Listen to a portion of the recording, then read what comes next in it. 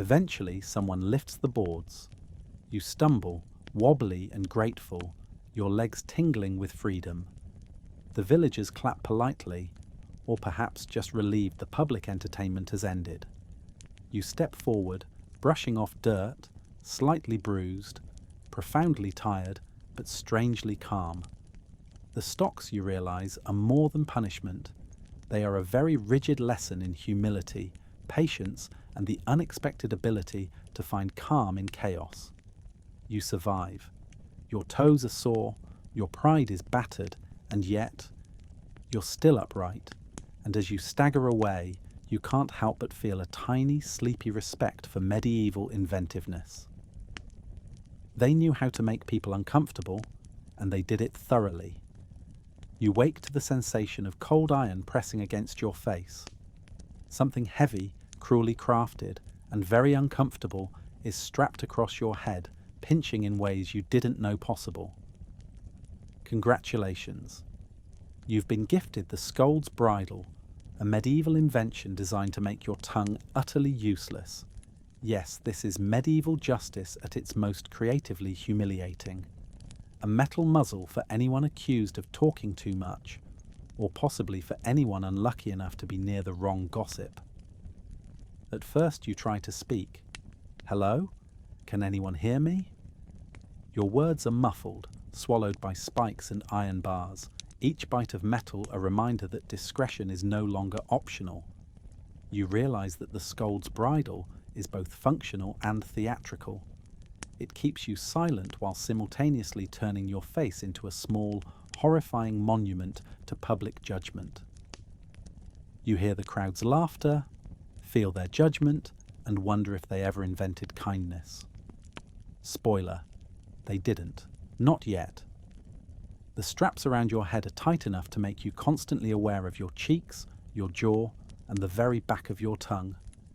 Every swallow, every blink, every attempted smile reminds you that freedom of speech is very much a modern convenience. A bird lands on a nearby post and coos mockingly. You imagine it saying, "Yes, yes, much talk, none allowed now." Somehow, the bird seems entirely correct. People pass by, peering at you with fascination, horror, and mild amusement. Children poke the straps with sticks. A cat brushes past your feet, entirely unbothered by the spectacle of human suffering. The town crier announces your crime loudly, as if the iron spikes on your face weren't enough already. You feel both exposed and oddly theatrical, like a very sad, very uncomfortable actor in a play that never ends. Breathing is a new challenge. You learn to take shallow, careful sips of air, lest you accidentally bite the spikes. Every inhale smells faintly of metal and the unwashed crowd, which is a surprisingly pungent combination. Sweat trickles down your forehead, and the iron presses ever tighter. You start to understand the brilliance of this device. It doesn't just punish, it dominates your senses entirely. Time stretches in a peculiar way. Moments of calm are interrupted by the occasional poke from a stick-wielding child or a passing donkey brushing your leg. You notice small victories. A bird flew away without landing on your head. The crowd shifted slightly, letting a sunbeam warm your back. You start to realize that this slow parade of discomfort could almost be hypnotic, a very twisted kind of meditation. As hours pass, you think about conversation, how pleasant it once was, how modern people complain about emails or group chats, completely oblivious to the idea of being muzzled by spikes. How strange and quiet the world must feel when your tongue cannot betray you, cannot speak, cannot even yawn without a steel reminder of your crime. You envy your ancestors who lived just long enough to invent words, and pity yourself for being the unlucky participant in this iron extravaganza. Eventually, the mayor, or someone who fancies themselves in charge, decides your public silence lesson has been sufficient. The straps are loosened. You lift your head carefully, noticing the faint marks left on your face like the aftermath of a very firm handshake from a metal enthusiast. Your tongue feels unusually large, floppy, and dangerously expressive. You test it cautiously, mumbling a single word. Delicious freedom. You can speak again. Sort of. As you stagger away, rubbing your jaw and massaging your cheeks, you notice that the Scold's Bridle has done more than punish. It has taught patience, humility, and a deep appreciation for modern dental work, personal space, and people who never strap iron across your face just because you said the wrong thing. Somehow, despite the fear, the pain, and the absurdity, you feel a calm sense of survival. The world is cruel, but you are still upright. And tonight you'll sleep a little better knowing the Scold's Bridle is firmly in history, not in your bedroom.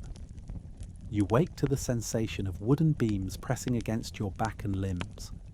Your hands are tied, your feet are fastened, and your body is positioned on a long, intimidating frame that seems to have been designed by someone with a passion for geometry and cruelty. Congratulations. You've just met the rack, a medieval device that turns your joints into very unhappy contortionists, all for the amusement of town officials who apparently needed a hobby. The first stretch is subtle, just enough to make you think, this isn't too bad. Then the levers start turning, slowly at first, almost teasingly. You feel a tug in your shoulders, your knees, your ankles. Every inch of movement seems magnified, every muscle aware of its imminent betrayal. Pain arrives gradually, like a polite visitor who refuses to leave. You wonder if modern yoga classes borrow a little from this device, but with fewer screams and less public humiliation. Your thoughts start to wander. You imagine telling someone in the future, "Yes, I survived the rack."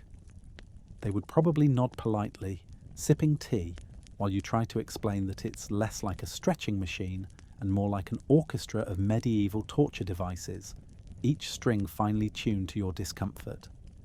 Somewhere, a guard tightens another lever, and your wrists and ankles protest in perfect synchrony. Your back feels like it's having an existential crisis. The crowd is present, of course. Children peek nervously, while adults murmur their approval at your flexible misfortune. Occasionally someone gasps dramatically and someone else cheers, as if your pain were both a civic duty and a small town entertainment subscription. You notice a bird landing nearby, tilting its head as if judging your inability to resist gravity. Somehow, even the wildlife is in on this medieval joke. Breathing becomes an art form. You inhale slowly, trying to distract yourself from the stretching sensation that feels like it's personally inspecting every joint in your body. Each exhale is an exercise in self-control. Sweat forms along your forehead, trickling toward eyes that desperately wish for closure, escape, or perhaps a very long nap in a soft bed. You can feel the subtle rhythm of the rack. Stretch, gasp, pause, repeat. It is oddly hypnotic, like a very sad, slightly terrifying lullaby. You notice small details. The grain of the wood is rough against your skin, splinters hiding like tiny spies. The ropes creak with each turn of the lever, adding a musical accompaniment to your slow-motion agony. Somewhere nearby, a villager drops a bucket, and the clang resonates like a timpani marking the passage of your suffering. You start to imagine the future, padded mats, therapy sessions, and heated blankets. The rack, you think, is a subtle reminder that modern comfort is not a guarantee. It is a miracle. As the hours pass, you find a rhythm. Pain strangely becomes predictable. You count the seconds between pulls, imagining each one as a tick on a clock that promises eventual release. Your mind drifts further. You think about warm beds, soft socks, the absurdity of this situation, and the fact that humans are capable of both incredible cruelty and unexpected creativity. Someone in the crowd mutters, "Not bad form," and you briefly wonder if posture critiques were ever this brutal in other eras. Eventually, the levers stop turning. Your limbs feel like jelly. Your back has memorized every plank's grain, and your pride is both flattened and strangely resilient. Someone unties your wrists and ankles, and you slowly lower yourself from the rack, discovering that freedom is a beautiful, slightly terrifying sensation. You wobble, stretch carefully, and realize that survival sometimes comes with sore joints and vivid memories. The rack is more than punishment. It is a theatre of human endurance. Pain and suspense mix like a strange cocktail of terror and absurdity, leaving you both exhausted and oddly calm. You walk away slowly, savouring the relief, reflecting on medieval, creativity, and secretly enjoying the thought that you are one of the few who can say, "Yes, I survived being stretched like a human pretzel, and I am still upright." You wake to the sensation of cold iron all around you. It's snug. It's terrifying. It is, in short, the Iron Maiden, a coffin-shaped contraption lined with spikes that somehow manages to be both horrifying and absurdly elaborate. Congratulations! You are now the guest of honour in a very uncomfortable sleepover, hosted by medieval inventiveness and a flair for dramatic cruelty. At first you try to wiggle to find a comfortable position. You quickly discover that comfort is a concept long abandoned in favour of iron, spikes, and sheer terror. Each spike is positioned with terrifying precision, as if some long-dead engineer had whispered to the universe, "Let's make sure every inch of human flesh is aware of our power." You breathe carefully, wary of touching anything sharp, and instantly regret ever imagining that the inside of a coffin could be cosy. The smell is faintly metallic, oddly reminiscent of a museum combined with a blacksmith shop. Your imagination fills in the rest. Perhaps centuries of poor ventilation, faint hints of rust, and maybe the ghostly memories of past occupants. You try to focus on your breathing, pretending that this is a meditative capsule rather than an instrument of terror. Each inhale smells like history, fear, and slightly burnt iron. You hear the crowd gathering outside. Villagers peer at the Iron Maiden, whispering about your crime, or possibly just marvelling at how uncomfortable humans can be made. Children poke at the outer iron panels, giggling, while someone in the back waves a stick menacingly. You realise that being in the Iron Maiden is not just punishment.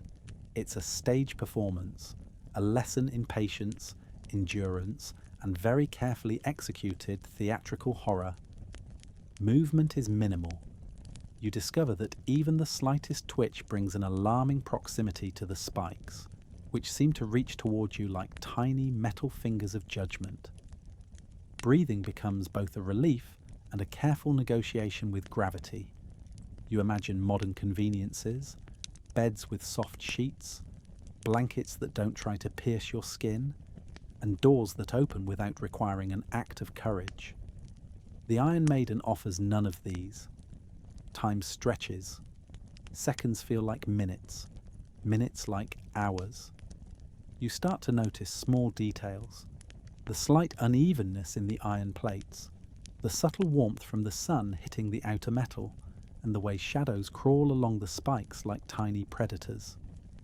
Somewhere in the crowd, someone coughs.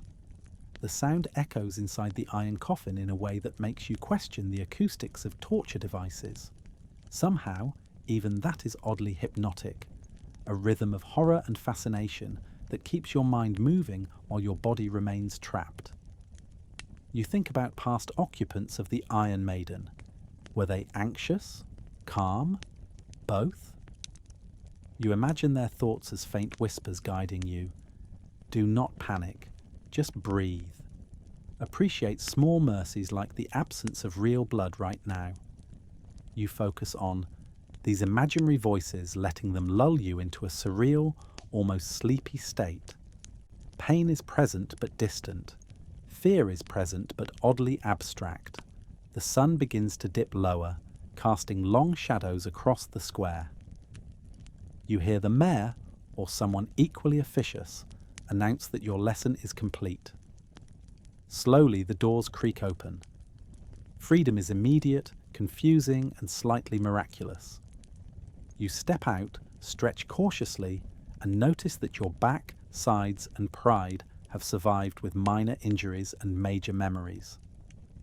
You realize the Iron Maiden is more than a device of torture. It is a monument to human creativity, fear, and theatre. It is absurd, horrifying, and deeply hypnotic. You survived. You are upright. You are very much alive, and yet slightly in awe of medieval imagination. You stagger away, brushing off phantom spikes, reflecting on your good fortune to live in a time with soft beds, gentle doctors, and the occasional warm bath. Tonight, as you imagine crawling under your sheets, you feel a quiet sense of respect, not just for your own survival, but for the sheer bizarre creativity of history. The Iron Maiden may be gone, but the story lingers, like a lullaby of absurdity and endurance that hums softly in the back of your mind. You are free, you are safe, and somehow you are slightly wiser. You wake to the sensation of being strapped into a wooden chair, your arms secured and your legs dangling above water that smells faintly of everything. Congratulations. You are now the main attraction on a medieval bath and shame ride known as the Ducking Stool. Its purpose is simple: punish, humiliate, and occasionally dampen your dignity with a splash of water. At first you try to wiggle, testing the limits of the ropes. They hold firm. You are completely at the mercy of whoever is in charge of the lever. A small child giggles nearby, perhaps imagining themselves as the lever operator in a more playful, less terrifying world. You consider bribery. Then you realize there is no coin small enough to fix this particular humiliation. The crowd gathers, murmuring and pointing. Villagers lean in, judging your past transgressions, usually gossiping or spilling secrets that were never meant to leave the house. You notice a man in the back trying to whistle nonchalantly, but failing. Every sound is amplified, echoing across the square, competing with the splashes, the birds, and the distant bleating of a goat. You inhale carefully, wishing someone had invented nose plugs. A clerk pulls the lever. The chair tilts forward. You gasp as water swallows you up to your waist, soaking your hair, your clothes, and your fragile sense of pride. You emerge coughing and sputtering, eyes stinging from the unexpected chill. The crowd laughs. A child throws a small fish, which bounces harmlessly off your shoulder, but somehow adds insult to injury. You begin to understand that the ducking stool is less about punishment and more about theatrical humiliation, an elaborate, wet, mildly terrifying public performance. Each dunk is a cycle of hope, panic, and brief triumph. You learn to anticipate the rhythm: lever pulled, chair tips, gasp, emerge, cough, repeat. Time slows, the water grows colder, and your thoughts drift to the absurdity of it all. In another life, you might have been enjoying a gentle bath in warm water with scented oils. Instead, you are a human piñata in a medieval square, dripping, shivering, and oddly hypnotized by the pattern of splashes.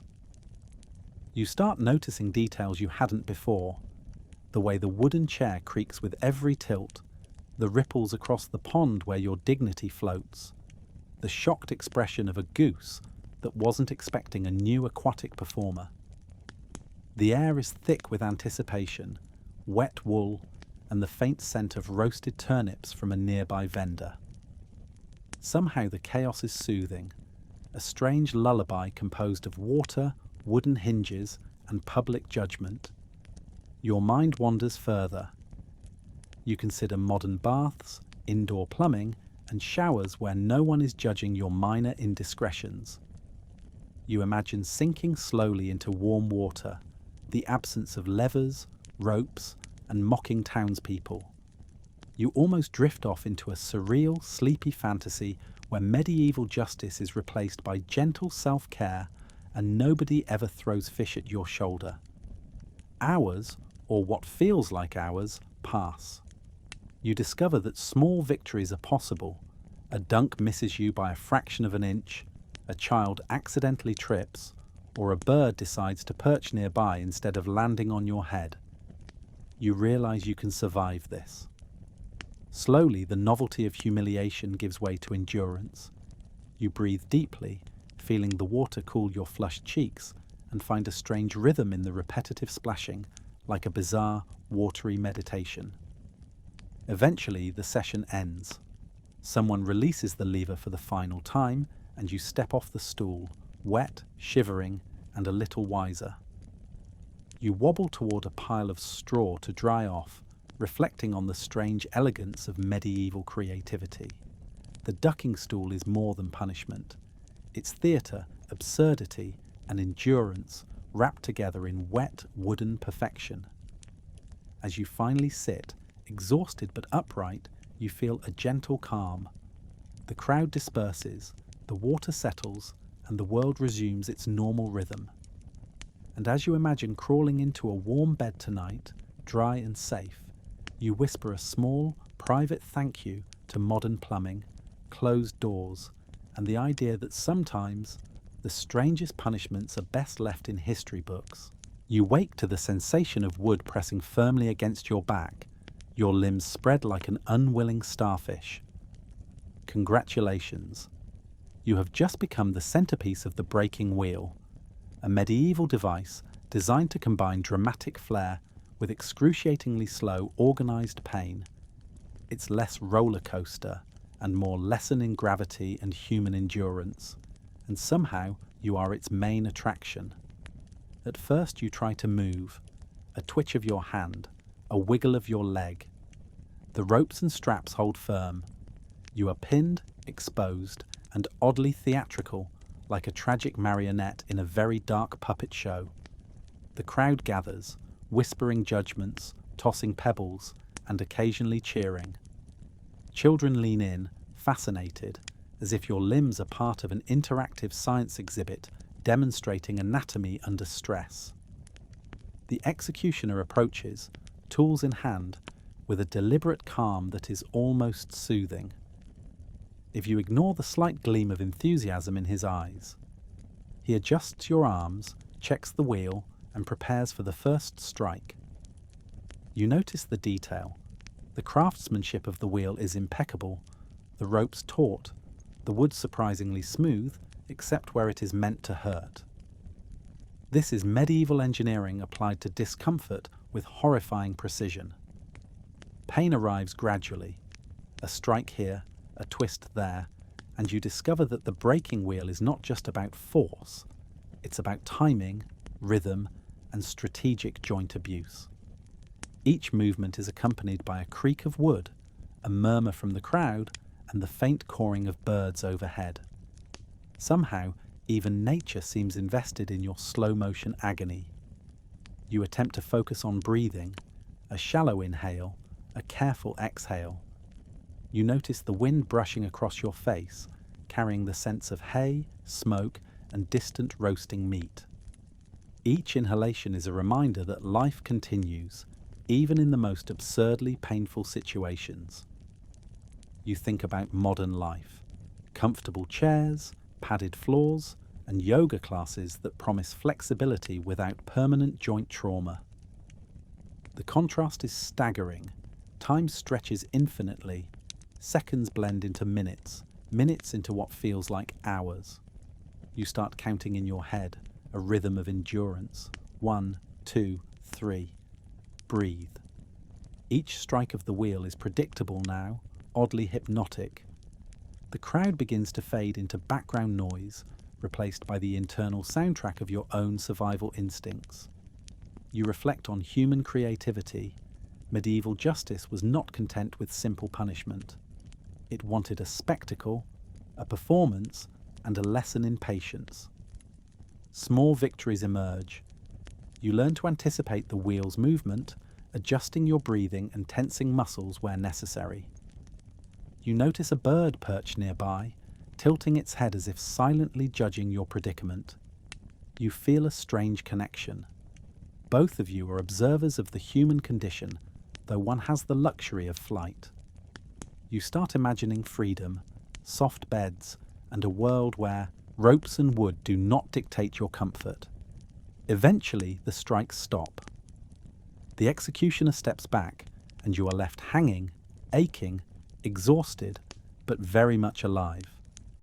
Your limbs feel like jelly, your joints slightly disobedient, and your pride mostly intact. Slowly the straps are loosened, the wheel rotates to release you, and you lower yourself to the ground. You wobble, stretch carefully, and take in the calm after the storm. The breaking wheel is more than punishment. It is theatre, rhythm, endurance, and strangely hypnotic absurdity. You survived something designed to challenge every fibre of your body and yet leave your spirit intact. As you stagger away, rubbing sore limbs and imagining modern beds, you feel a quiet sense of accomplishment. You are upright, you are breathing, and you are a little wiser about the lengths to which humans will go to make justice both entertaining and extraordinarily uncomfortable. Tonight, as you imagine curling up in a warm, safe bed, you carry with you the strange lullaby of the breaking wheel. Slow, painful, and oddly soothing in its relentless rhythm. You survived. And somehow you will sleep a little better knowing medieval ingenuity is safely behind glass, firmly in history books, and nowhere near your mattress. You wake to the sensation of a searing, almost theatrical heat pressing against your skin. Congratulations. You are now the proud recipient of the branding iron, a medieval tattoo with a lot more drama and a lot less consent. This isn't the kind of branding you can explain at a party with a shrug and a cocktail. This is permanent, painfully stylish, and decidedly medieval. At first, your skin protests. Every nerve seems to have taken a small vacation and then immediately returned with a complaint. The iron hovers over you, glinting in the sunlight, hot enough to leave a mark that says crime, shame, or we're creatively judgmental. You notice the faint smell of burning flesh mixed with iron, aromatic in the way that only medieval justice can be. It is somehow both horrifying and fascinating. The executioner, or artisan, depending on your optimism, applies the iron with precision. You gasp, inhale sharply, and marvel at how a simple shape pressed against your flesh can send shockwaves of pain through your entire body. There is no comfort, only the heat, the smell, and the unmistakable knowledge that your life will now include a very public scar. Around you, the villagers gather, whispering commentary, as if your suffering were an art exhibit. Children point, parents nod in approval, and someone somewhere takes notes. You consider trying to wink at the crowd, but your face is locked in a grimace of mild terror and intense discomfort. The branding iron is not just punishment, it is theatre, performance art, and a permanent reminder of your mistakes. Pain settles into a rhythm, almost hypnotic. Each second stretches, elongated by anticipation and the faint crackle of hot metal meeting skin. You breathe carefully, shallowly, finding solace in the small victories. Your hand doesn't shake too violently, your eyes don't water excessively, and your dignity is, surprisingly, only partially shredded. You begin to understand that endurance is as much mental as it is physical. The smell of burnt flesh fades slowly, replaced by the metallic tang that clings to your skin and your clothes. It is unmistakable. A bird lands nearby, tilting its head at your new decoration as if offering a polite nod of judgment. You imagine future generations reading about your branding, interpreting it as courage, foolishness, or questionable fashion sense. You decide questionable fashion is the most accurate. Time dilates. Every moment is a meditation in suffering and absurdity. You think about modern tattoos, soothing music, clean studios, and someone whispering, "It will be over soon." You contrast this with the medieval approach: screaming, metal, public spectators, and a smell that lingers like a ghostly souvenir. The past is harsh but strangely hypnotic in its consistency. Eventually the iron is lifted. Your skin is marked, warm, and slightly throbbing. You notice the pattern pressed into your flesh, a symbol of guilt, a reminder of wrongdoing, or maybe just a very medieval sense of style. You flex cautiously, marveling at how your body has endured, how your pride has mostly survived, and how the crowd's applause feels faintly absurd but oddly satisfying. The branding iron, you realize, is more than punishment. It is performance, endurance, and a peculiar kind of artistry. You survived, you are upright, and you now possess a permanent story written on your very skin. As you stagger away, rubbing your shoulders, feeling the faint sting with every movement, you reflect on modern life. Air conditioning, hospitals, antiseptic cream, and tattoos that don't double as public humiliation. Tonight, as you imagine crawling under warm sheets, you feel a quiet sense of calm. The branding iron may have left a mark, but it also leaves you with a story, a strange rhythm of suffering and endurance that echoes softly in the back of your mind. You are alive, you are upright, and somehow you are wiser. Medieval creativity was ruthless, but you survived. You wake to the sensation of rough wood pressing against your chest and arms, tied securely in a way that leaves you just enough room to regret all your life choices. Congratulations.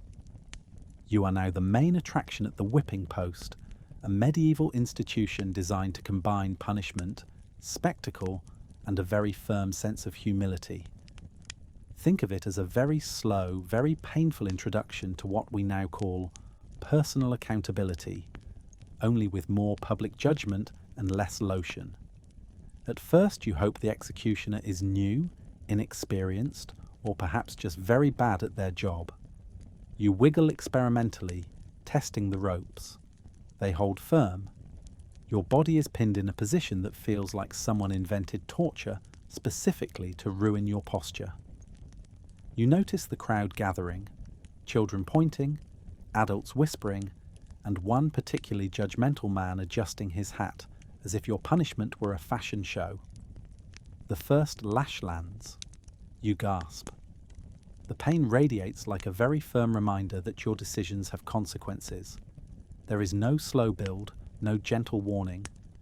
The whip cracks against your back with precision and theatrical flair, and you wonder if the executioner secretly took lessons in showmanship. You inhale sharply, tasting the faint tang of iron and sweat. The crowd reacts with a mixture of fascination and delight. Somehow, even the pigeons are observing silently, as if taking notes. Time stretches oddly. Each strike arrives with rhythmic consistency, a cadence that is both hypnotic and alarming.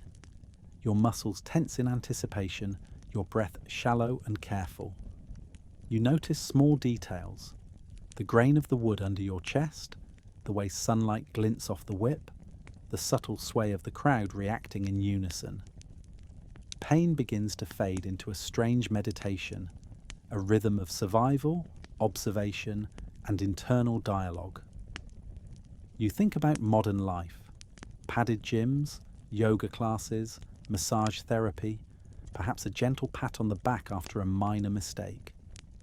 Contrast this with medieval justice, public humiliation, leather straps, and a crowd that apparently enjoys suffering almost as much as theatre. You imagine telling someone in the future, "Yes, I survived the whipping post," and their polite nod of disbelief. You begin to appreciate your modern mattress and the idea of personal space. Small victories emerge. You learn to anticipate the rhythm, adjusting your breathing, tensing just enough to survive without too much additional injury. Each lash becomes predictable, almost like a darkly hypnotic lullaby. Crack, gasp, inhale, survive. You notice the executioner's technique, the way they swing, and the subtle artistry in pain delivery. Somehow, even in agony, you can admire the craftsmanship. The sun shifts, casting long shadows across the square. The crowd begins to thin, but your mind drifts into the surreal. You imagine yourself in a cozy room, distant from ropes, leather, and judgmental onlookers. You picture a warm bath, soft sheets, and the faint hum of a fan as your modern comforts flood your imagination. The whipping post fades into a rhythm of endurance, absurdity, and hypnotic reflection. Eventually, the punishment ends. You are untied, wobbly, sore, and profoundly grateful to be upright. Your muscles ache, your pride is bruised, but your spirit has endured. The crowd disperses, the pigeons fly away, and you stagger toward freedom, imagining the luxury of rest, quiet, and the simple pleasure of moving without judgment. The whipping post, you realize, is more than punishment. It is theatre, endurance, and hypnotic absurdity rolled into a single wooden frame. You survived, you are upright, and you carry with you the slow, rhythmic memory of a world that could be cruel, inventive, and strangely hypnotic all at once. Tonight, as you settle into your warm bed, you whisper a quiet thank you to modern comfort, soft sheets, and the idea that public humiliation no longer comes with leather, wood, and a well-trained executioner. You wake to the sensation of wood pressing uncomfortably against your thighs and legs, a strangely pointed contraption beneath you, and ropes securing your arms in ways that make subtle movements impossible. Congratulations. You are now the proud and very unfortunate participant of the Spanish donkey, a medieval device that combines punishment, humiliation, and an oddly creative understanding of geometry. Think of it as a fitness machine designed by someone who hated humanity. At first you try to shift, a small wiggle of your hips, a cautious adjustment of your arms. Nothing works. You are pinned firmly in place, the wooden ridge cruelly designed to press against all the wrong places simultaneously. The crowd gathers, whispering, pointing, and occasionally laughing with an enthusiasm that makes you question every choice you ever made. Children peek curiously, imagining themselves someday sitting atop a similar wooden horror. You silently hope the next century invents padded furniture and personal space. A rope is pulled, tension increasing subtly. You gasp as pressure builds in ways you didn't think were anatomically possible. The Spanish donkey isn't about immediate pain. It's about slow, unrelenting discomfort, humiliation, and the theatre of endurance. Every muscle you didn't know existed suddenly has a purpose: survival. You inhale carefully, noting the mixture of smells in the square: hay, smoke, roasted vegetables, and the faint tang of human judgment. Movement becomes an art form. Each subtle shift sends shockwaves of discomfort across your thighs and pelvis. You try to imagine this in modern terms. Pilates maybe, but with spikes, ropes, and a crowd actively rooting for your misery. You consider the absurdity of history. Somebody designed this, polished it, and thought, yes, this will teach a lesson. Lesson noted: never trust medieval fitness equipment. The crowd reacts with a mix of fascination and amusement. Someone tosses a small object, perhaps a turnip, perhaps a pebble, that bounces harmlessly off the device but lands somewhere near your toes. You flinch reflexively, realizing that even minor surprises are amplified when your body is already in revolt.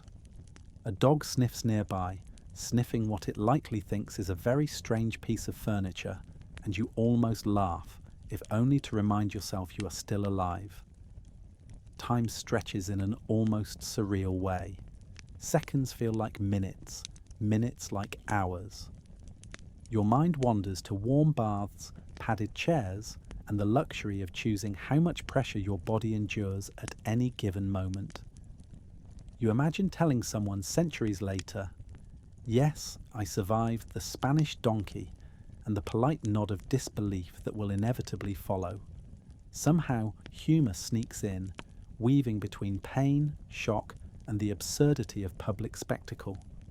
Small victories emerge. A breeze cools your skin.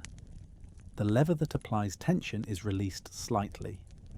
You learn to anticipate movements, adjusting breathing and posture in tiny increments. Each subtle success is a meditation in endurance, an absurd rhythm of survival, discomfort, and reflection. You realize that human creativity, even in punishment, can be strangely hypnotic when observed calmly. Eventually the session ends. The ropes loosen, the wooden ridge no longer presses against your body, and you step down slowly, cautiously, savouring freedom with every wobbling movement. Your legs ache, your pride is battered, but your spirit has endured. You glance at the contraption one last time, marvelling at the inventiveness of medieval engineering and the absurdity of survival. The Spanish donkey is more than punishment. It is theatre, endurance, and hypnotic absurdity. You survived. You are upright. You are breathing. And tonight, as you imagine sinking into your warm bed, you feel a quiet sense of gratitude for soft sheets, padded chairs, and the knowledge that history's most creative exercise machines now exist safely in books and museums rather than on your living room floor. You wake to the sensation of a collar tightening around your neck, metal pressing against skin in a way that is both alarming and strangely intimate. Congratulations! You have just met the garrote, a medieval device designed to make you rethink every conversation you've ever had, and possibly your life choices. It's not subtle, it's not forgiving, and it is absolutely committed to making you focus on one thing: breathing very carefully. At first you try to move your head, a slight tilt, a tiny twist. The garrote remains mercilessly firm. You are pinned, stationary, and fully aware of the precise mechanics of restraint. Around you, the crowd murmurs with fascination, horror, and mild delight. Children lean forward with curiosity, imagining themselves one day explaining this to friends at school, while adults nod approvingly, clearly pleased with medieval engineering and its ability to inspire terror. Your thoughts immediately turn to modern life: a neck brace from a chiropractor, a cozy pillow, a scarf loosely wrapped on a winter day. All these small luxuries you once took for granted suddenly feel miraculous.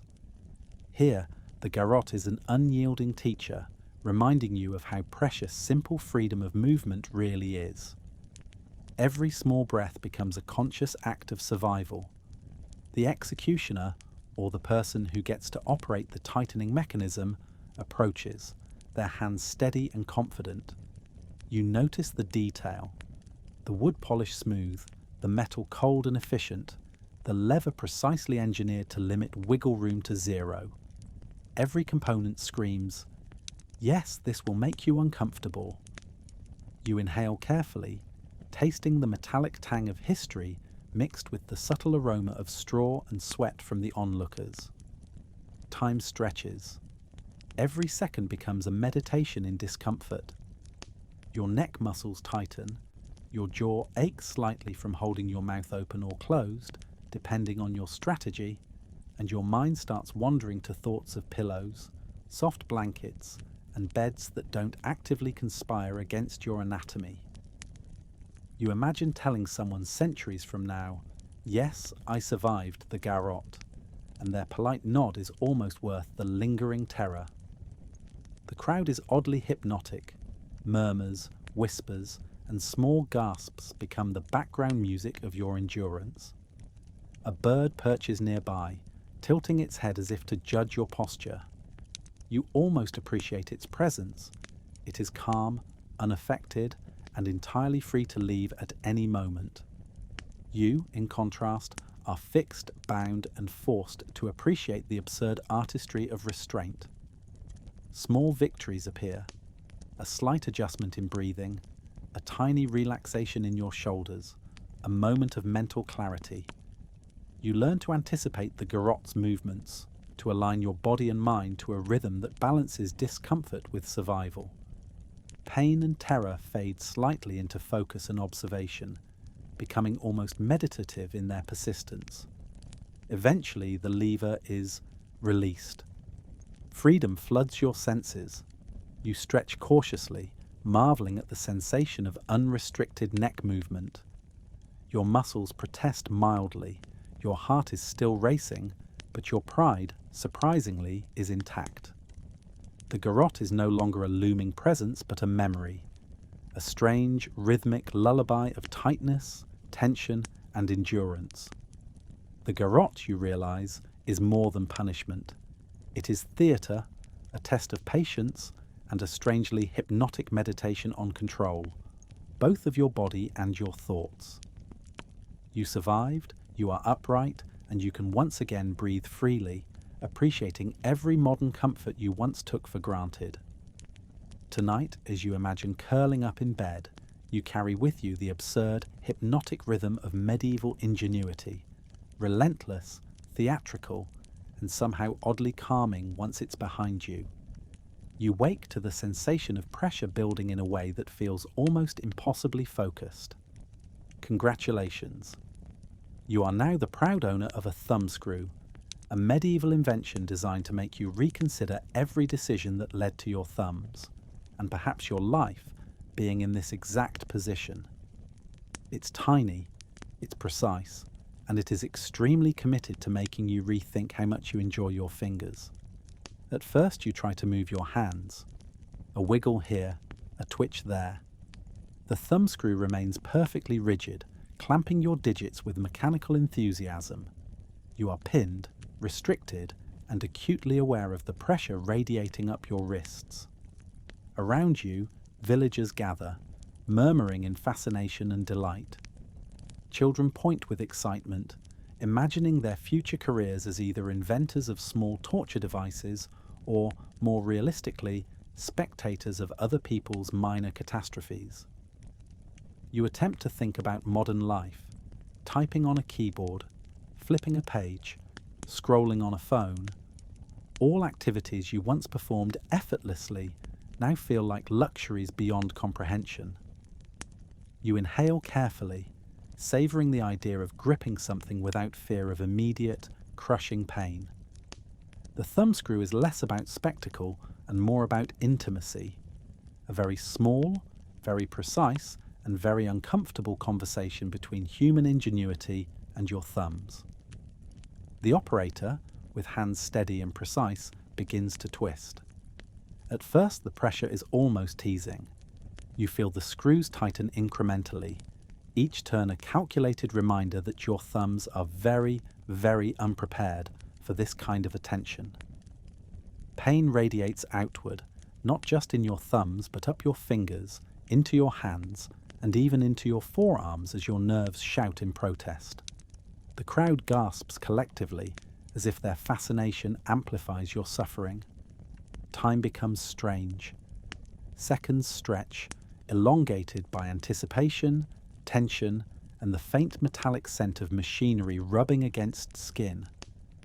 You notice small details. The worn wood of the base, the faint grooves in the screws, and the subtle rhythm of the operator's hands. Each turn is accompanied by the distant murmur of the crowd and the occasional squeak of leather or rope. Somehow, even the small noises become hypnotic, a background soundtrack to your very personal lesson in patience. Your mind drifts. You imagine a world where thumbs are free, keyboards are friendly, and coffee mugs don't require negotiation with medieval mechanics. You picture telling someone centuries later, "Yes, I survived the thumbscrew," and their polite nod of disbelief, combined with a subtle shiver. Somehow humour sneaks into your thoughts, weaving between the pain, anticipation, and absurdity of public judgment. Small victories arrive in subtle increments, a deep breath here, a careful alignment there. You begin to anticipate the next turn of the screw, adjusting your mental state to survive. The pain becomes rhythm, discomfort becomes meditation, and the absurdity of history becomes a strangely calming companion. The tiny device has taught you endurance in a way nothing else could. Eventually, the operator stops. The screws are loosened and your thumbs are free. You flex them cautiously, wincing, marveling at the miracle of motion that is no longer accompanied by acute agony. Your fingers feel slightly alien, but your mind is calm, your pride mostly intact, and your sense of humour slowly returning. The thumbscrew, you realise, is more than punishment. It is a meditation on patience, endurance, and the absurdity of human creativity. You survived, you are upright, and you can once again appreciate modern luxuries. Soft chairs, pens that don't double as instruments of torture, and thumbs that obey your commands without complaint. Tonight, as you imagine curling up in bed, you feel a quiet sense of gratitude for modern convenience, comfort, and the remarkable fact that this tiny, cruel device now exists only in history books. You wake to the sensation of your head and hands locked into rigid wooden holes, your body awkwardly upright and completely exposed. Congratulations. You are now the centerpiece of the pillory, a medieval invention designed to combine public shaming with a very firm sense of immobilization. It's less fun day in the park and more lesson in humility with a splash of audience participation. At first you try to move. A small tilt of your head, a tiny shift of your shoulders. Nothing works. You are perfectly trapped, your neck slightly strained, your wrists screaming in solidarity. Around you, villagers gather with a mix of fascination, amusement, and the kind of judgmental glee only a small medieval town can muster. Children poke and prod at your arms, while adults whisper critiques about your alleged misdeeds. You realise the pillory isn't just punishment. It's a full-blown stage performance, and you are the unwilling star. You try to focus on modern comforts.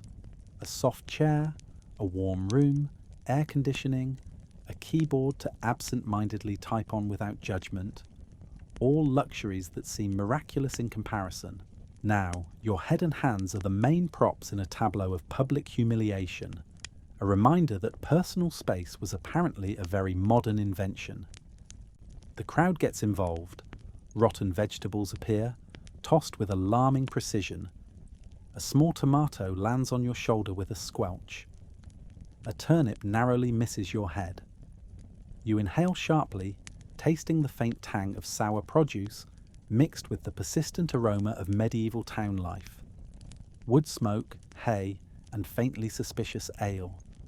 Somehow, even the smells become part of the rhythm of endurance, a strange meditation in humiliation. Time stretches. Seconds feel like minutes, minutes like hours. Your muscles ache from standing upright in a slightly unnatural pose. Your wrists protest under the wooden constraints, and your neck begins to hum with fatigue. You notice details you hadn't before: the texture of the wood, the way sunlight glints off its edges, the subtle creaks with every small movement you make. Even the smallest twitch is amplified, and you quickly learn the art of very still meditation. Your mind drifts. You imagine modern life, comfy chairs, gentle fans, private bathrooms. You picture telling someone in the future, "Yes, I survived the pillory," and their polite, wide-eyed disbelief. Humour creeps in as a survival mechanism. The absurdity of your situation, the tiny crowd, the poking children, the airborne produce, becomes strangely soothing, a lullaby in chaos. Small victories emerge. A breeze cools your flushed face. A child drops a stone instead of throwing it. A bird lands nearby, tilting its head as if silently judging your predicament. You find rhythm in the punishment. Inhale, exhale, endure, observe. The pillory is teaching patience, resilience, and the subtle art of accepting that sometimes history is very, very strange. Eventually the session ends. The locks are released, your head and hands are free, and you step down cautiously, savouring the simple miracle of movement without splattered vegetables. Your wrists ache, your pride is bruised, but your spirit is intact. The pillory, you realise, is more than punishment. It is theatre, endurance, and hypnotic absurdity rolled into one upright wooden frame. As you stagger away, rubbing sore muscles, you feel a quiet sense of calm. You survive the spectacle, you are upright, and you carry with you the strange rhythm of public humiliation turned meditation. Tonight, as you imagine curling up under warm sheets, you are grateful for padded chairs, private spaces, and the comforting knowledge that the pillory now exists safely in history books rather than your living room. You wake to the sensation of your ankles and sometimes wrists firmly locked in place, wooden planks pressing against your limbs with a cheerful disregard for circulation. Congratulations. You are now officially a participant in the medieval institution known as the Stocks, a public timeout that combines mild torture with the sort of community theatre only small towns can muster. At first you try to shift, a wiggle of the legs, a twist of the torso. Nothing works. Your limbs are trapped in precise, immobile positions, and you quickly discover that comfort is an alien concept here.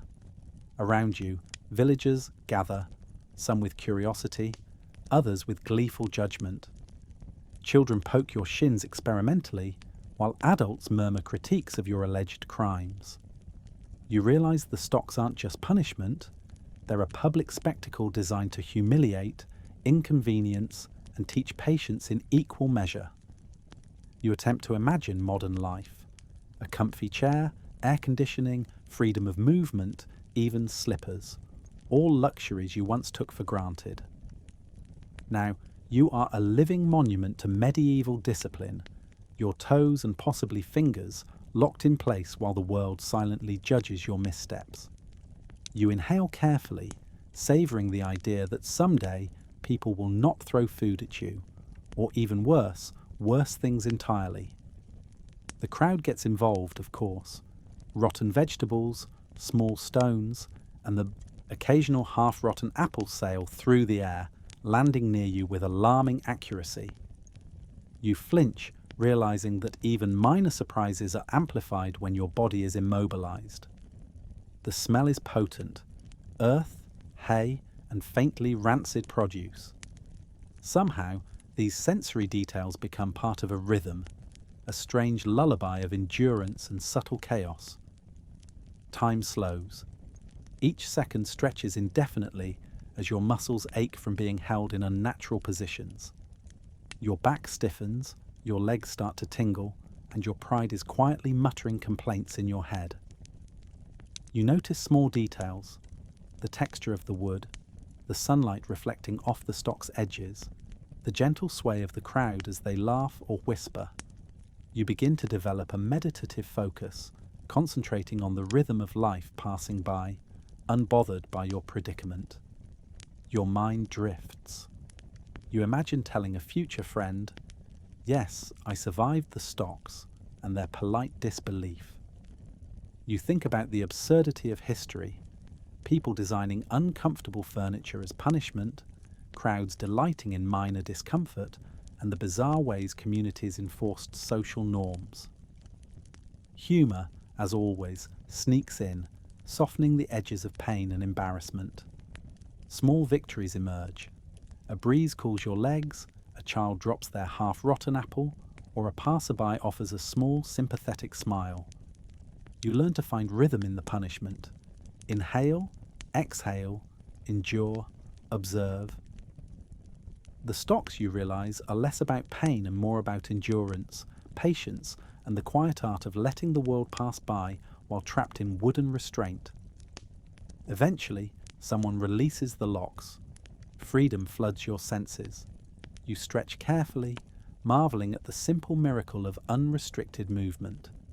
Your limbs tingle, your muscles protest, but your spirit is surprisingly intact. You step away slowly, reflecting on the unusual theatre of medieval justice. The Stocks are more than punishment. They are endurance, absurdity, and strangely hypnotic meditation all in one rigid frame. Tonight, as you imagine sinking into a warm bed, you feel a quiet sense of gratitude for padded chairs, private spaces, modern comfort, and the reassuring fact that the stocks now exist safely in history books rather than your living room. You survived, you are upright, and your legs and your dignity remain mostly intact. You wake to the sensation of a whip, or rather 9 small leather tails, hovering ominously near your back. Congratulations. You are now the main act in a very dramatic performance called the Cat o' Nine Tails, a medieval device designed to combine punishment, rhythm, and the faint hope that repetition might make pain more meditative. Spoiler alert, it doesn't. At first you try to twist, to shift, to somehow escape. The rope or post you are tied to holds firm. You are completely immobilized, your back exposed, and your dignity hovering precariously nearby. Around you, villagers gather. Some whisper in fascination, some point with amusement, and children giggle with the unfiltered curiosity only young humans possess. You quickly realize that public flogging is less about justice and more about theatre, and you are unfortunately the star. The executioner approaches, whip in hand, moving with the calm precision of someone who has done this many times before and probably thinks of it as an art form. Each tail of the whip is carefully positioned, designed to maximize sting while providing a rhythmic, almost hypnotic cadence. You inhale sharply, tasting the tang of sweat and leather in the air, and try not to focus on the inevitability of the first strike. Pain arrives in waves, each lash a punctuation mark in a very grim sentence. Your body reacts instinctively, flinching, tensing, gasping. The crowd reacts too, murmuring, cheering, and occasionally recoiling. You notice details you hadn't before: the snap of leather in the wind, the subtle sway of the executioner's arms, the way the sunlight glints off each tail as it arcs through the air. Somehow, even horror becomes strangely hypnotic. Time stretches. Seconds feel like minutes as you adjust to the rhythm of the lashes. Your back muscles tighten, your skin protests, and yet your mind drifts into surreal observations. The curious way a bird tilts its head nearby, the faint smell of hay mixed with iron tang from the whip, the patterns of shadows cast by the spectators. Pain becomes a strangely meditative backdrop to the absurd theatre of it all. You start thinking about modern life, yoga, stretching classes, perhaps a gentle massage with soft music in the background. Contrast this with the Cat o' Nine Tails, public scrutiny, multiple lashes, and a faintly judgmental crowd enjoying every minute. Humour sneaks in, a survival mechanism. You imagine telling someone centuries later, "Yes, I survived the Cat o' Nine Tails," and their polite, incredulous nod is oddly comforting. Small victories emerge in subtle ways. A strike lands slightly off-centre. A tail misses your shoulder entirely. A passing breeze cools the sting of leather on your back. You begin to anticipate the rhythm, focusing on controlled breathing, tiny adjustments, and mental endurance. Each lash becomes a step in a hypnotic meditation of survival. Eventually, the session ends. The executioner steps back, the ropes are loosened, and you are free. Your back aches, your pride is bruised, but your spirit is remarkably intact. You flex carefully, noting that every movement is a reminder of resilience, endurance, and the peculiar creativity of medieval punishment. The Cat o' Nine Tails is more than pain. It is theatre, rhythm, and a strange kind of meditation in its relentless repetition. You survived, you are upright, and you are breathing. Tonight, as you imagine sinking into a warm bed, you carry with you the faint, hypnotic rhythm of medieval ingenuity, relentless, absurd, and oddly soothing once safely behind you. You wake to the sensation of cold metal pressing against every possible part of your posterior and back. A chair that is clearly designed by someone with zero empathy and infinite imagination. Congratulations. You are now the proud occupant of the iron chair, a medieval device intended to punish, intimidate, and test your patience, all while making your spine rethink its career choices. At first you try to shift, a wiggle here, a nudge there. Nothing works. The chair is unforgiving. The spikes, because yes, there are spikes, are precisely positioned to ensure maximum discomfort. You are immobile, exposed, and aware that your dignity is being carefully catalogued by anyone with eyes. Around you, villagers gather. Some whisper, some chuckle, and some lean in like critics evaluating a very abstract performance art piece. You are simultaneously the main act and the canvas. Your thoughts wander to modern life, ergonomic chairs, cushioned office seats, and the luxury of sitting without fear of bodily harm. Contrast this with the iron chair, a throne of terror, public scrutiny, and oddly precise torture. Each breath becomes a small, mindful meditation. Inhale carefully, exhale gently, and do not move too much. Movement is betrayal here. Stillness is survival. The executioner, or chair operator, adjusts the contraption, checking the spikes and sometimes heating them just slightly, adding a subtle layer of psychological tension. You gasp as your body reacts to every new adjustment. Pain radiates, not wildly, but in a slow, deliberate, hypnotic rhythm. The crowd murmurs. The air smells faintly of iron and wood, and children point with wide-eyed curiosity at the strange geometry of your predicament. Time stretches. Seconds drip slowly as your mind focuses on tiny victories. The angle of your back against the spikes, the subtle shift of your weight, the careful control of breath. You notice details previously missed, the polished spikes glinting in the sunlight, the small creak of iron, and the quiet rhythm of the executioner's movements. Horror becomes almost meditative, hypnotic in its precision and absurdity.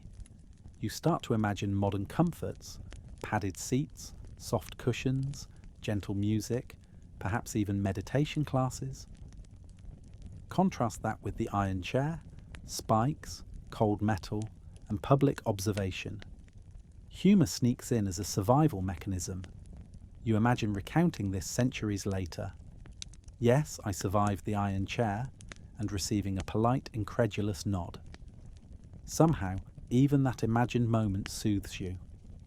Small victories emerge. A slight adjustment of weight reduces pressure here, a breeze cools a heated spike there, and a bird lands nearby, tilting its head in judgmental curiosity. You begin to find rhythm in the punishment. Inhale, exhale, endure, observe.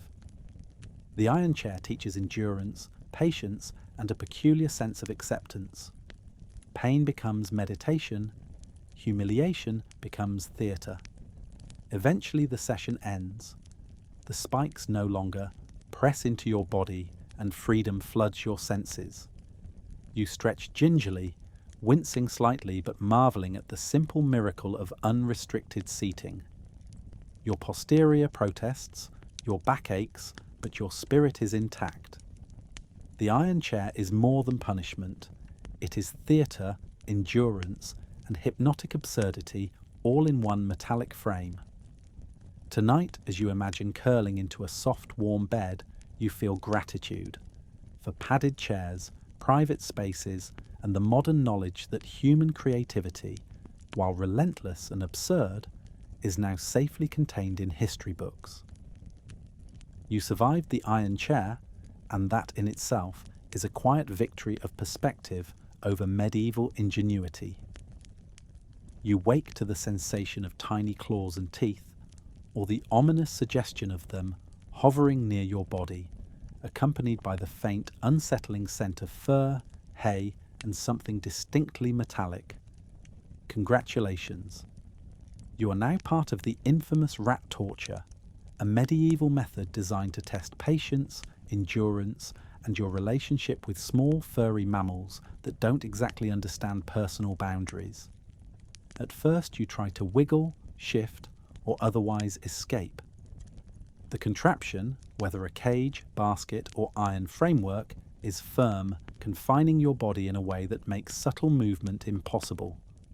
The rats, unaware of your internal panic, sniff, scratch, and occasionally squeak, adding layers of tension and psychological terror. Around you, villagers gather. Some whisper, some point, and children stare wide-eyed, possibly wondering if this is some kind of very live puppet show.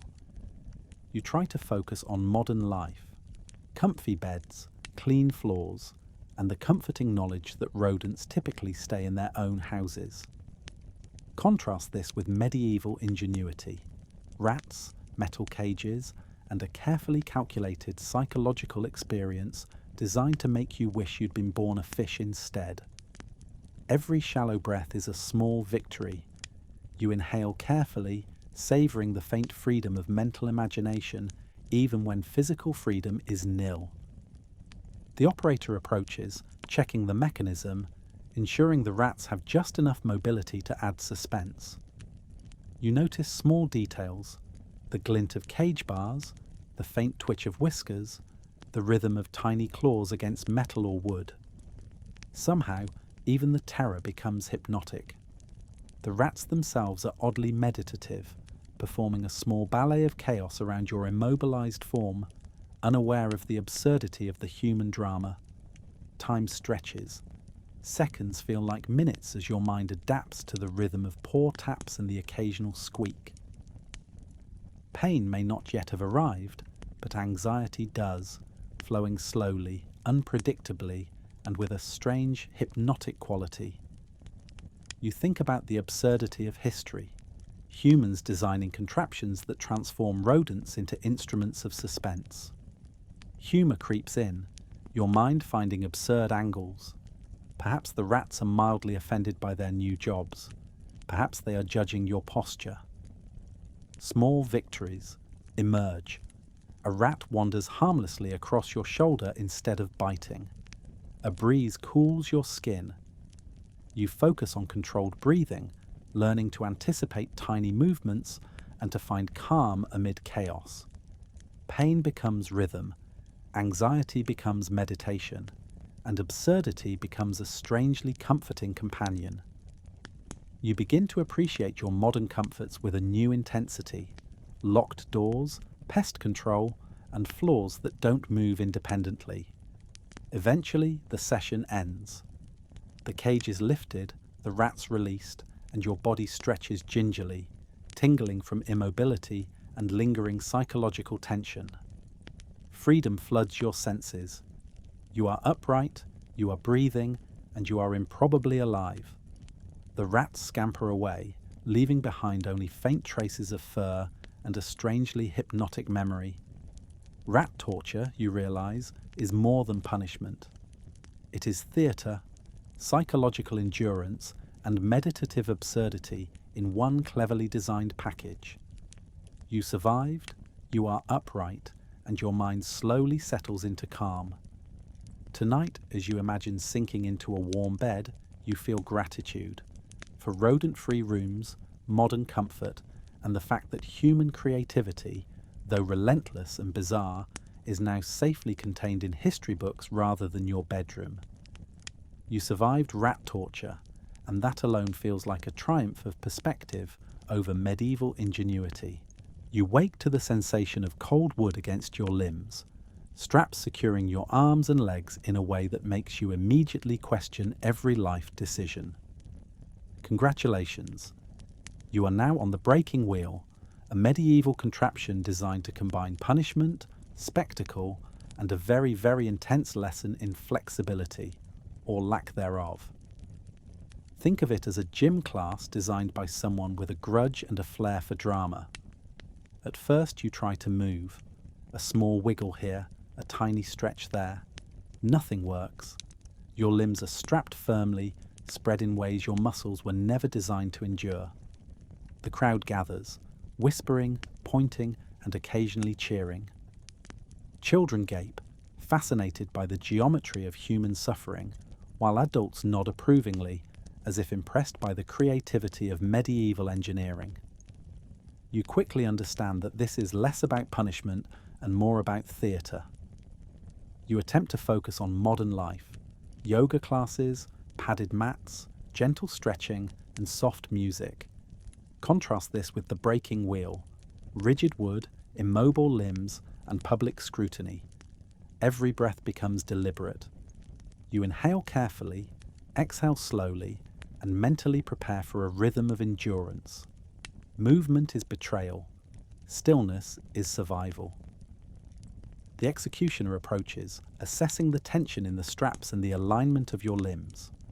You notice the small details: the polished wood of the wheel, the ropes meticulously tied, the subtle squeak of iron components under strain.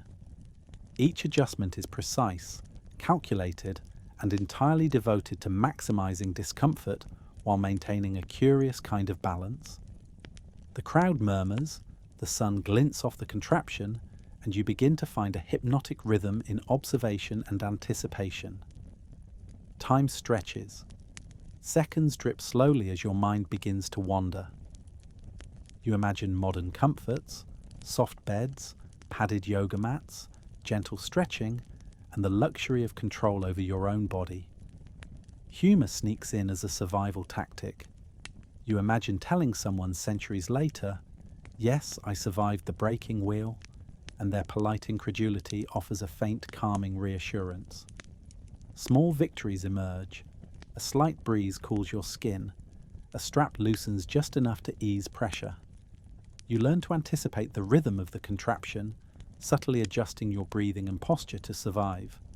Pain becomes meditation, endurance becomes practice, and the absurdity of history transforms into hypnotic observation. Eventually, the session ends. The straps are released, the wheel no longer holds your body in its rigid embrace, and you stretch gingerly, wincing at your muscles but marveling at the simple miracle of freedom. Your limbs ache, your pride is bruised, but your spirit remains intact. The breaking wheel, you realize, is more than punishment. It is theatre, endurance, and hypnotic absurdity, all in one ingeniously cruel frame. Tonight, as you imagine curling into a soft bed, you feel gratitude for modern comfort, padded surfaces, and the comforting knowledge that human creativity, while relentless and sometimes absurd, is now safely contained in history books rather than your living room. You survived the breaking wheel, and that alone feels like a triumph of perspective over medieval ingenuity. You wake to the sensation of wood pressing against your shoulders and neck, but this time there's a new twist. Sharp metal spikes, carefully positioned to ensure that comfort is not even a vague suggestion. Congratulations. You are now the unwilling star of the pillory with spikes, a medieval device that combines public humiliation with a slow, very pointed lesson in humility. At first you try to shift. A tilt of the head, a slight twist of the torso. Nothing works. Your body is locked rigidly, spikes pressing into areas you didn't know could feel pain. Around you, villagers gather, whispering and pointing, occasionally laughing with a delight only the 14th century could manage. Children peer curiously, imagining themselves someday explaining your predicament in dramatic detail to friends at school. Adults nod approvingly, perhaps impressed by the ingenuity of discomfort. You think about modern life, padded chairs, private offices, ergonomic furniture. Contrast that with the pillory with spikes, metal piercing, immobility, and public observation. Every breath is conscious.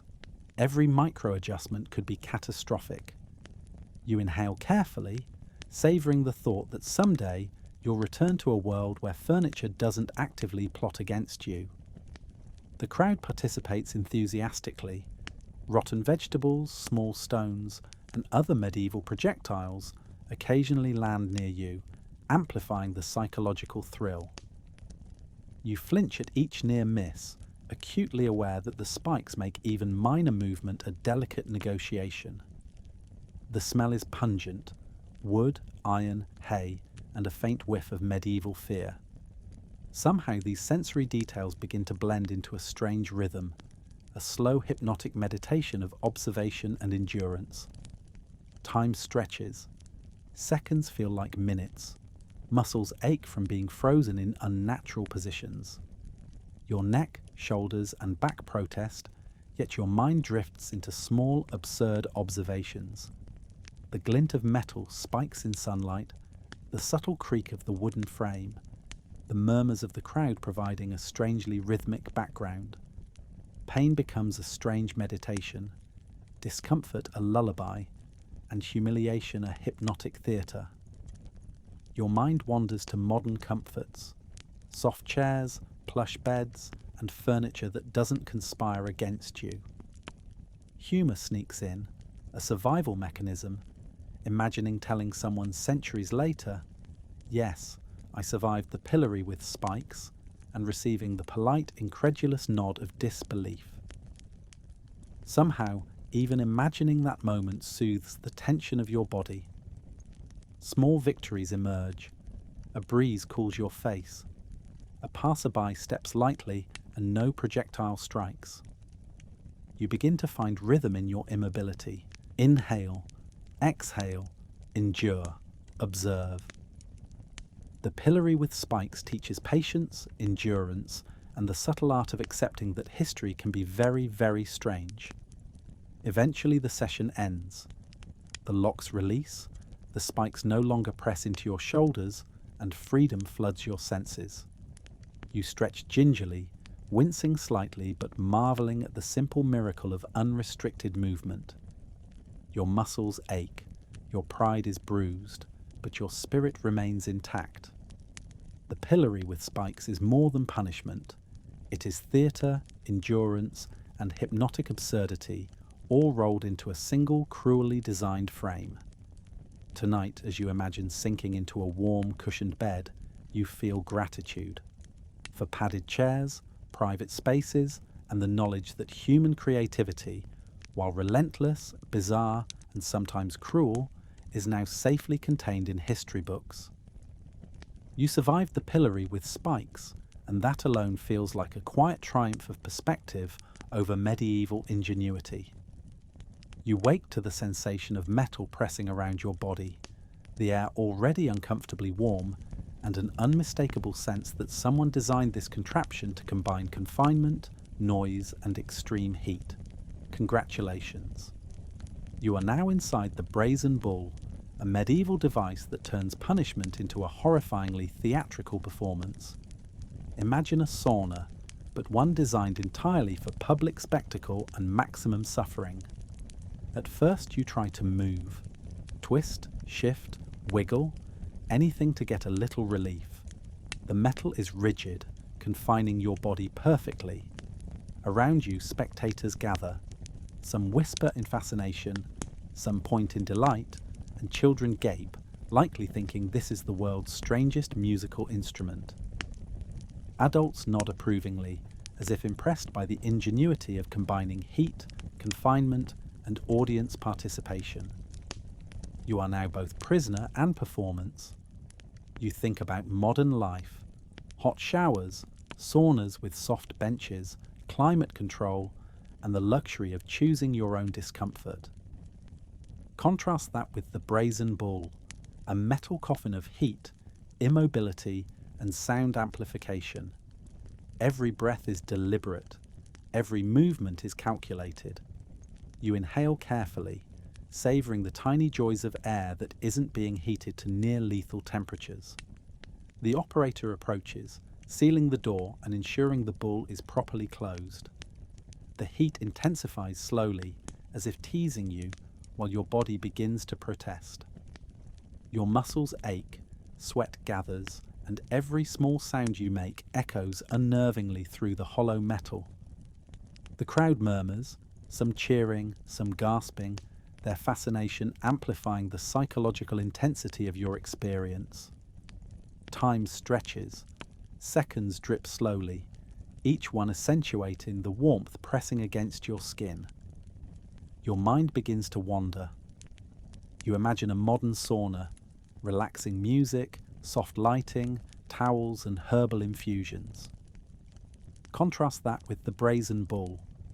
Rigid metal, amplified sounds, and an audience collectively invested in your discomfort. Humour sneaks in as a survival tactic, a mental balm against the absurdity of your predicament.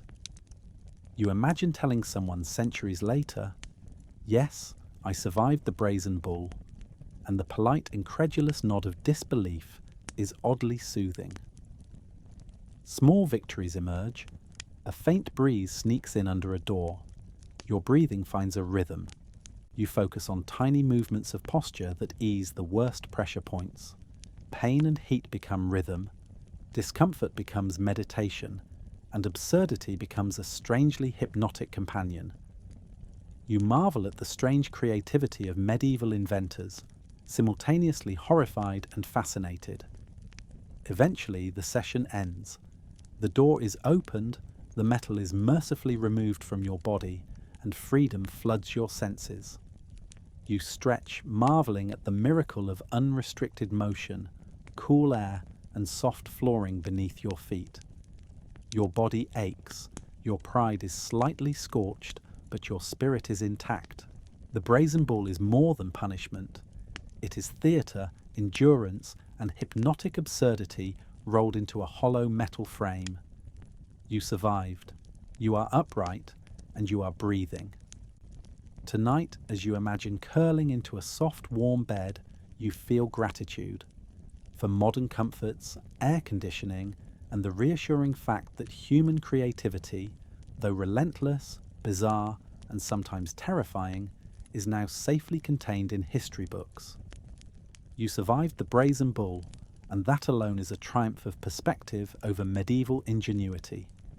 You wake to the sensation of your limbs being arranged in ways that feel like a particularly sadistic yoga instructor designed them after a very bad day.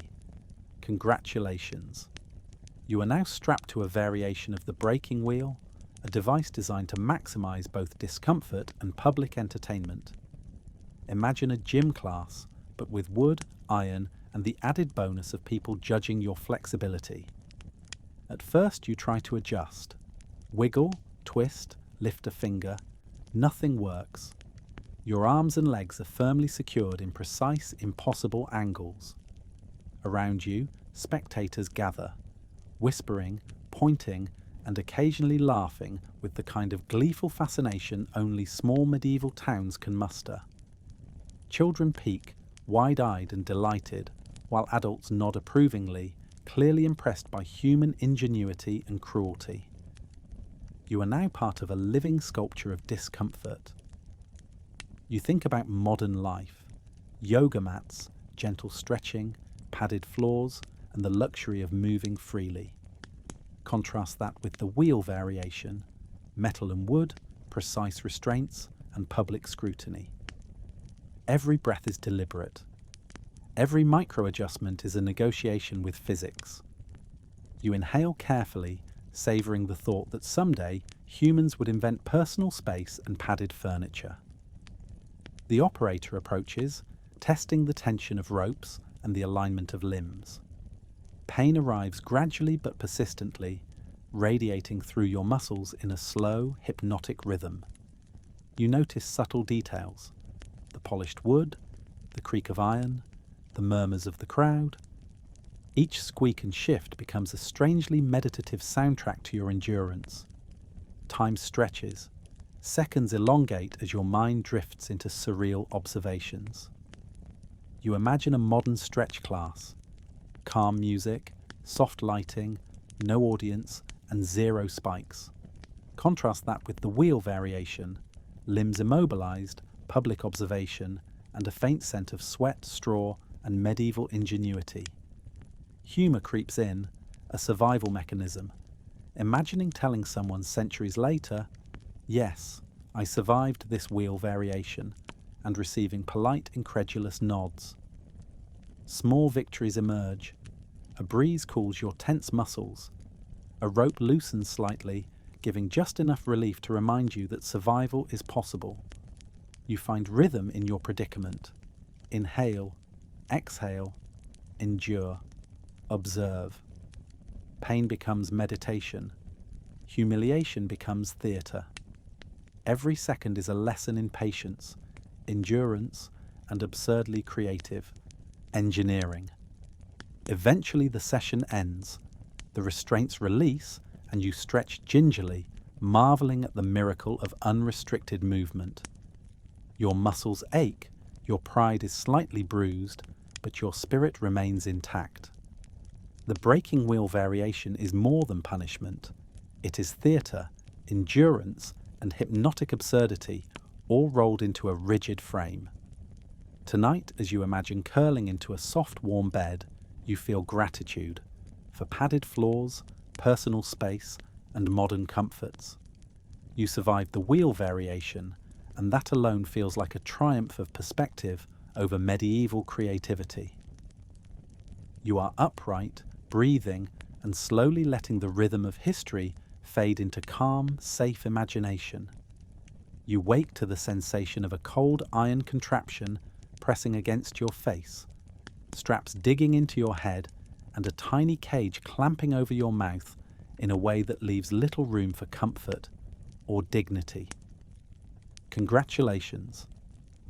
You are now the proud occupant of the Scold's Bridle, a medieval device designed to silence, shame, and make you reconsider all your life choices that involve talking too much or disagreeing in public. At first you try to speak.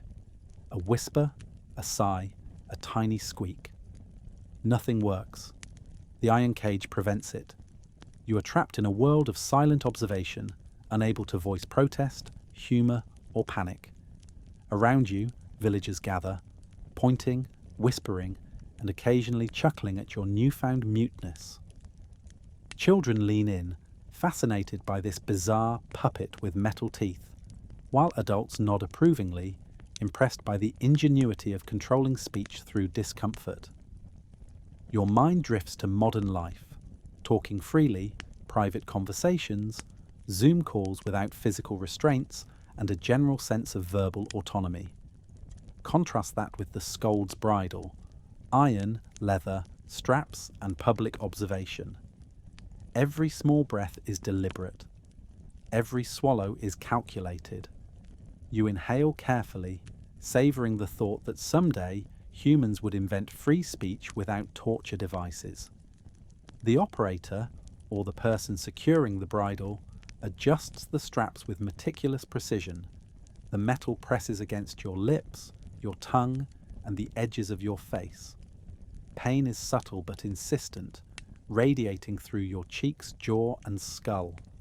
The crowd murmurs, some in amusement, others in awe, creating a strangely hypnotic rhythm of judgment, fascination, and mild chaos. Time stretches.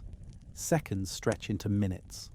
Your muscles tense, your jaw aches, and your mind begins to wander.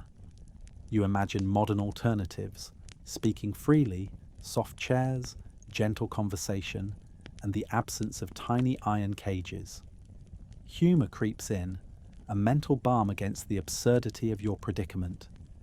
You picture telling someone centuries later, "Yes, I survived the Scold's Bridle," and their polite, incredulous nod feels strangely soothing. Small victories emerge. A slight adjustment eases pressure on your temple. A breeze cools your face. You learn to find rhythm in the enforced silence. Inhale, exhale, endure, observe. The bridle, you realize, is less about permanent damage and more about theatre, endurance, and hypnotic absurdity. Every second becomes a lesson in patience, endurance, and the strange creativity of medieval society. Eventually, the session ends. The straps are loosened, the iron cage removed, and freedom floods your senses. You stretch your jaw carefully, marveling at the miracle of being able to speak, sigh, and laugh freely again. Your face aches mildly, Your pride is bruised, but your spirit is intact. The Scold's Bridle is more than punishment. It is theatre, endurance, and hypnotic absurdity, all in one finely tuned contraption.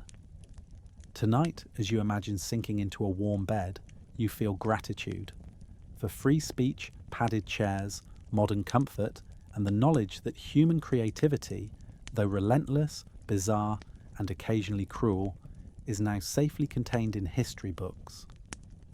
You survived the Scold's Bridle, and that alone feels like a triumph of perspective over medieval ingenuity. You wake to the sensation of metal bars pressing against your body from all sides, your limbs cramped, your head bumping uncomfortably against the unforgiving top of a tiny cage. Congratulations. You are now the centerpiece of cage torture, a medieval invention that doubles as punishment, public spectacle, and an early example of extreme vertical real estate. Think of it as a tiny iron apartment for humiliation and discomfort, suspended for all to see. At first you try to shift, stretch, or otherwise find comfort. Every movement is met with resistance. Your body is cramped into impossible angles, and your pride is carefully catalogued by an audience of curious villagers. Children press their faces against the bars, fascinated by this new form of entertainment, while adults whisper critiques and occasionally shake their heads at the clever cruelty of history. You are simultaneously a performance piece, a cautionary tale, and a very uncomfortable person. You try to think about modern life, spacious apartments, soft chairs, and air conditioning. Contrast that with your current predicament: iron bars, limited mobility, and the disapproving gaze of a town. Every breath is careful. Every micro-adjustment could be painful or embarrassing. You inhale slowly, savouring the thought that one day humans would invent comfort, personal space, and beds that do not double as torture devices. The cage itself seems almost alive, confining your limbs with a stubborn rigidity. You notice subtle details: the polished iron bars, the faint smell of rust and straw, the muffled sounds of whispers and gossip from below. Every squeak, creak, and metallic clang contributes to a rhythm, a strangely hypnotic background that both agitates and lulls you simultaneously. Time stretches. Seconds drip slowly. Your muscles ache from contortion. Your back presses uncomfortably against the iron, and your mind drifts into odd reflections: the absurd ingenuity of history, the creative use of metal to control and shame, and the curious fascination of people observing your misfortune. Humour creeps in, a mental lifeline, imagining telling someone centuries later, "Yes, I survived the cage torture," and the polite, incredulous nod is oddly soothing. Small victories emerge. A breeze flutters through the bars. You adjust slightly, finding micro-relief in posture.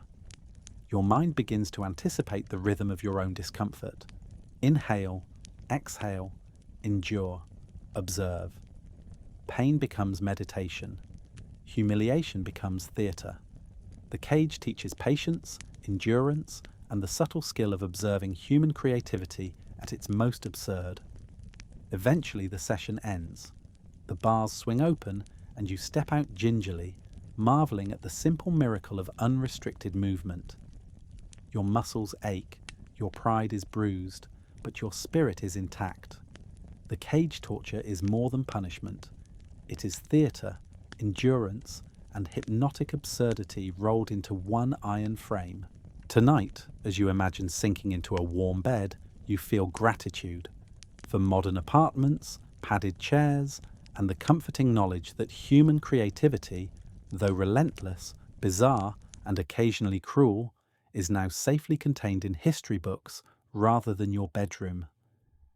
You survived the cage torture, and that alone feels like a small triumph of perspective over medieval ingenuity. You wake to the sensation of an uncomfortably narrow wooden wedge beneath your body, your legs spread painfully, and a general feeling that someone designed this device with the express purpose of making you rethink every choice that led to this moment. Congratulations. You are now the subject of the Spanish donkey, a medieval torture device that combines ingenuity, cruelty, and an extremely memorable lesson in anatomy. At first you try to shift, wiggle a toe, arch a back, tilt a head. Nothing works. Your limbs are locked into precise, uncomfortable positions, and your muscles protest immediately. Around you, villagers gather, whispering, pointing, and occasionally laughing with gleeful fascination at your predicament. Children press close, fascinated by the angles of human suffering, while adults nod approvingly, as if admiring the cleverness of human cruelty. You are simultaneously a living sculpture, a cautionary tale, and a comedy of errors. Your mind drifts to modern life, padded yoga mats, comfortable furniture, gentle stretching, and the luxury of choice over your own body. Contrast that with the Spanish donkey, wooden wedge, immobility, and an audience enjoying your slow-motion contortions. Every breath is deliberate. Every small movement is carefully calculated. You inhale slowly, savouring the thought that one day humans would invent comfort without cruel incentives. The operator approaches, adjusting the device with meticulous precision. Pain intensifies gradually as the wedge presses into your thighs and lower body, stretching muscles in ways that feel both impossible and oddly rhythmic. You notice small details: the smooth wood, the faint scent of straw and sweat, the whispers and quiet gasps of the crowd. Somehow, even horror becomes hypnotic when combined with observation and endurance. Time stretches, seconds elongate, each one highlighting the tension in your legs, the ache in your back, and the absurdity of the situation. Your mind drifts into odd reflections: the creativity of human cruelty, the unusual ways people enforce punishment, and the sheer theatre of medieval ingenuity. Humour sneaks in, a mental lifeline, imagining telling someone centuries later, "Yes, I survived the Spanish donkey," and receiving polite, incredulous disbelief. Somehow, imagining that moment soothes the mind. Small victories emerge. A tiny shift eases pressure slightly. A faint breeze cools tense muscles. You begin to find rhythm in your predicament. Inhale, exhale, endure, observe. Pain becomes meditation. Humiliation becomes theatre. The Spanish donkey, you realize, is less about permanent injury and more about endurance, patience, and hypnotic absurdity. Eventually the session ends. The wedge is removed, your body stretches gingerly, and freedom floods your senses. Muscles protest, your pride is bruised, but your spirit remains intact. The Spanish donkey is more than punishment. It is theatre, endurance, and a strangely hypnotic lesson in human ingenuity. Tonight, as you imagine curling into a soft, warm bed, you feel gratitude for padded yoga mats, modern comfort, and the knowledge that human creativity, though relentless, bizarre, and occasionally cruel, is now safely contained in history books. You survived the Spanish donkey, and that alone feels like a triumph of perspective over medieval ingenuity.